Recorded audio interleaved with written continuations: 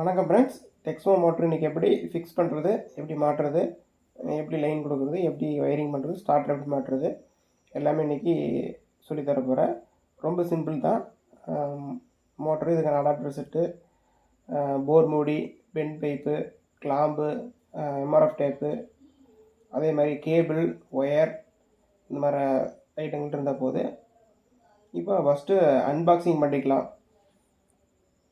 உள்ளக்க வந்து பம்புன்னு மோட்டருன்னு தனித்தனியாக ஒரே பாக்ஸில் தனித்தனியாக வச்சுருக்குறாங்க. சென்ட்ரல் இது மாதிரி கொடுத்து அன்பாக்சிங் பண்ணிக்கலாம். ஃபஸ்ட்டு மெயின் இம்பார்ட்டண்ட்டான விஷயம் இது என்னென்னா, தண்ணி ஊற்றணும். வாரண்டி கார்டு கரெக்டாக இருக்கான்னு செக் பண்ணிக்கணும்.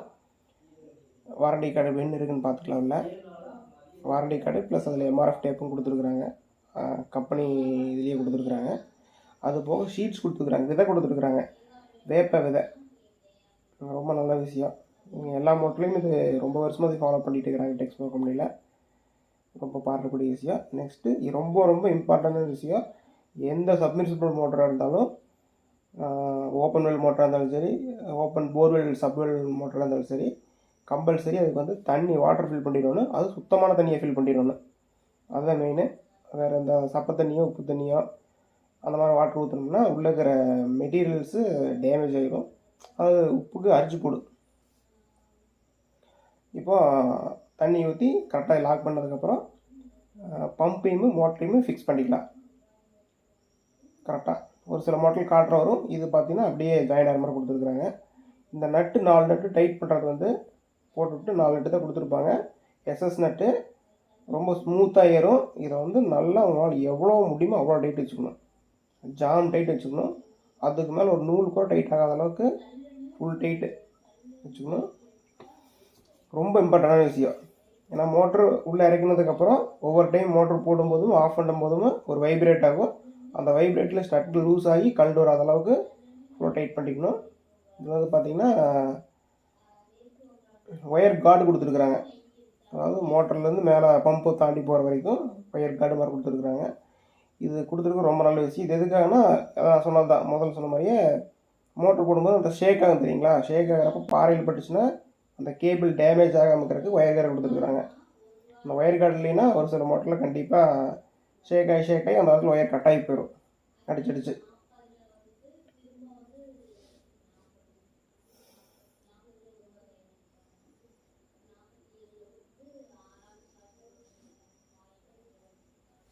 இந்த ஒயர் கார்டு ரொம்பவுமே இம்பார்ட்டண்ட்டு. இது ப்ராப்பராக மாட்டிக்கணும். இது மாட்டுறது கொஞ்சம் கஷ்டமாக இருக்கும்.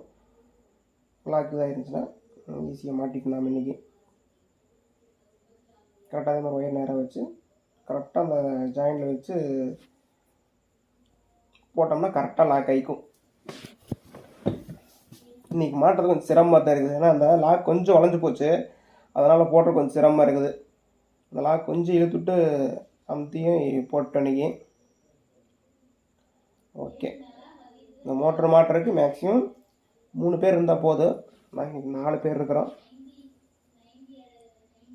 சரி, வேறு பக்கம் வேலை இல்லை, சரி அதனால் 4 பேரும் ஒரே மட்டும் வந்துட்டோம். நாங்கள் மொத்தம் 6 பேர் இருக்கிறோம். இன்றைக்கி 2 பேர் லீவு, அதனால் சரி ஒருத்தர் மட்டும் தனியாக அனுப்பக்கூடாதுன்ட்டு எங்கள் கூடயே கூட்டிகிட்டு வந்துட்டோம். அதே மாதிரி இந்த ஒயர் கார்டுக்கான மேல் லாக் நட்டு, இதுக்கு 2 ஸ்க்ரூ தான். மோட்டரை பொறுத்த வரைக்கும் எந்த நட்டாக இருந்தாலும் ஜாம் டைட் வச்சிடணும். ரொம்ப இம்பார்ட்டண்ட்டு, அதுதான் ரொம்ப முக்கியம். ஏன்னா ஒவ்வொரு டைமும் சுற்றி போடும்போது கண்டிப்பாக வைப்ரேட் ஆகிட்டே தான் இருக்கும். வைப்ரேட் ஆகும்போது நட்டுக்கிட்டலாம் கலண்டுரும். இதையும் போட்டு முடிச்சுட்டு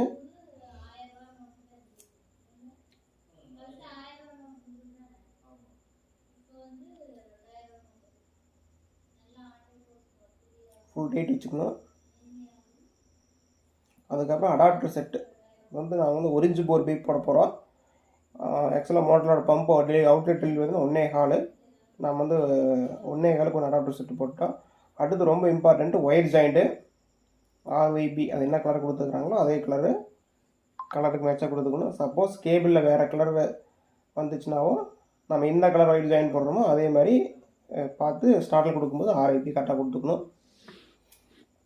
அப்படி ஏதாச்சும் டவுட்டாக இருந்துச்சுன்னா ஜாயின் போடும்போது ஒரு ஃபோட்டோ எடுத்து வச்சுக்கோங்க. வேறு கலர் ஒயர் சப்போஸ் மேக்ஸிமம் வராது, கேபிள் பொறுத்த வரைக்கும் ஆர்ஐபி தான் வரும். சப்போஸ் வேறு கலர் இருந்துச்சுன்னா ஜாயின் போடும்போது சிரமம் பார்க்காம ஒரு ஃபோட்டோ எடுத்து வச்சுக்கோங்க, இல்லை நோட் பண்ணி எழுதி வச்சுக்கோங்க. ஏன்னா அப்போ மேலே ஸ்டார்ட்டில் கொடுக்கும்போது கரெக்டாக இருக்கும்.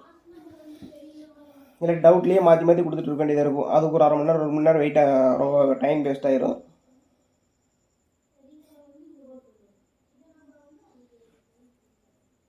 ஜாயிண்ட் அதே மாதிரி தான் நல்லா அந்த பிரித்து விட்டு அந்த மேலே ஒரு கத்தி வச்சு சுரண்டி விட்டு பக்காவாக ஜாயிண்ட் போடணும்.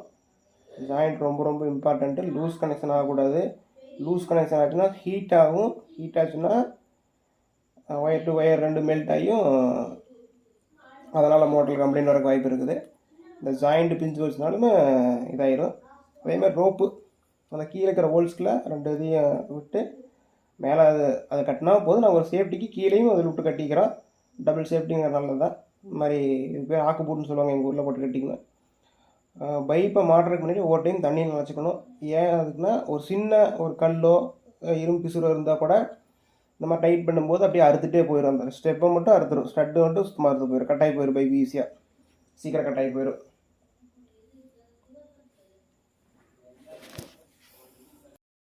இறக்கலாம். இறக்குறதுக்கு முன்னாடி ஒருத்தர் இந்த மாதிரி கீழே உட்காந்துக்கணும். உட்காந்துட்டா பிடிக்கிறதுக்கு ரொம்ப சிரமம், ஈஸியாக இருக்கும். ஏன்னா அப்படி மோட்டரை பிடிச்சிட்டு இந்த கையை வந்து இந்த இது மேலே ஊனிக்கலாம். கால் மேலே ஊனிட்டோம்னா பிடிக்கிறதுக்கு ரொம்ப ஈஸியாக இருக்கும். இது டோட்டலாக வெயிட் பார்த்திங்கன்னா ஒரு 120 to 130 kg, அதாவது 120 130 கிலோ இருக்கும். அதே மாதிரி இந்த டைட் பண்ணும்போது தண்ணியில் நனைச்சி டைட் பண்ணிக்கங்க. ஓரிங் வந்து லாக் ஆகாமல் பண்ணிக்கங்க. ஒரு பைப்புக்கு ஒரு இல்லை 2 பைப்புக்கு ஒரு டைமு கேபிளை மட்டும் கட்டிக்கங்க. ஒரு சிலர் வந்து கைத்தையும் கட்டுவாங்க, கைத்தை கட்டக்கூடாது, கேபிளை மட்டும்தான் கட்டணும்.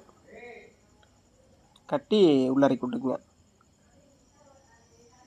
2 பைப்பு கொடுக்கணும், நல்லா 2-3 சுற்று போட்டு கட்டிக்கிங்க. அதே மாதிரி அப்போ ஒயர் வந்து தொங்காது. நாளைக்கு மறுபடியும் உருவி பார்க்கணும், டிமாலேஷன் பண்ணி பார்க்கணும் அப்படின்னா ரொம்ப அந்த கயிறு கட்டுறது ரொம்ப நல்லா இருக்கும். இல்லாட்டி அந்த கேபிளை ஒரு ஆள் பிடிச்சி இழுத்துட்டு இருக்க வேண்டியது இருக்கும். இல்லாட்டி கேபிள் மட்டும் போய் ஏதோ ஒன்றில் பட்டு சிக்கிக்கும். டைட் வந்து நல்லா ப்ராப்பராக வச்சுக்கணும். ஒரு துளி கூட லூஸ் இருக்கக்கூடாது. கரெக்டாக அந்த ஓரிங்கி போய் கரெக்டாக லாக் ஆகிற மாதிரி கரெக்டாக டைட் பண்ணிக்கணும். மொத்தம் 150 அடி இறக்க போகிற அன்றைக்கி 15 பைப்பு.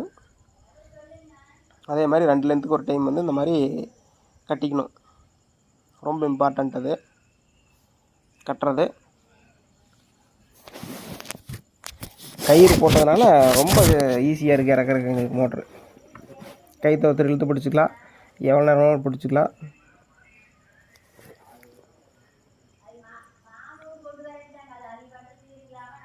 டொயின் இந்த மாதிரி டொயின் யூஸ் பண்ணிக்கங்க. அதுதான் வந்து கட்டுறதுக்கு நல்லாயிருக்கும், இத்து போகாது. எத்தனை நாள் தான் தண்ணிக்குள்ள அப்படியே இருக்கும். இந்த மாதிரி போட்டு காலில் மூச்சு பிடிச்சிட்டா வெயிட்டே இருக்காது, ஸ்டெப் மாதிரி அமுத்தி பிடிச்சிருக்கிறதுனால. வேறு ஸ்டைலாக ஒரு காலில் மூச்சு பிடிச்சிட்டு டோட்டல் வெயிட் அந்த கயிறில் தான். இந்த கயிறு இருந்தது ரொம்ப யூஸ்ஃபுல்லாக இருக்குது. கயிறை ரொம்ப அசால்ட்டாக கிட்டத்தட்ட 120 கிலோ 130 கிலோவை ஒரே ஆள் சும்மா சிம்பிளாக பிடிச்சி இறக்கலாம். கயிறு ரொம்ப இம்பார்ட்டண்ட்டு. கயிறு இல்லாமல் இருக்கிறது கொஞ்சம் சேஃப்டி கம்மி தான். கயிறு ஒரு கிலோவை 150 ரூபா தான். இதுக்கு மொத்தம் 2.5 கிலோ தான் பிடிச்சிது, ஒரு 350 ரூபா தான். அதனால் கயிறு போட்டு இறைக்கிறது ரொம்ப நல்லது. மத்தியானம் இறக்குறதுனால வெயில் அதிகமாக ரொம்ப அதிகமாக போச்சு. கடன் இறக்கிட்டு இருக்கிறோம்.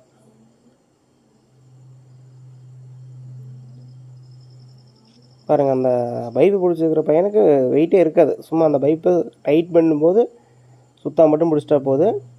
மறுபடியும் சொல்கிறேன், அந்த ஓரிங் வந்து ரொம்ப இம்பார்ட்டண்ட்டு. கரெக்டாக போய் கோருதான்னு பார்க்கணும். ஓனர் வந்துட்டார், பில்டிங் ஓனர் வந்து பார்க்குறாரு. என்னடா ஒரு போரை சுற்றி 4 பேருக்கு வந்துட்டு இருக்கிறானுங்களே, என்ன பண்ணுறானுங்க, இறக்கி முடிச்சிருவானுங்களா அப்படியெல்லாம் கேட்கல, பார்க்குறாரு சும்மா.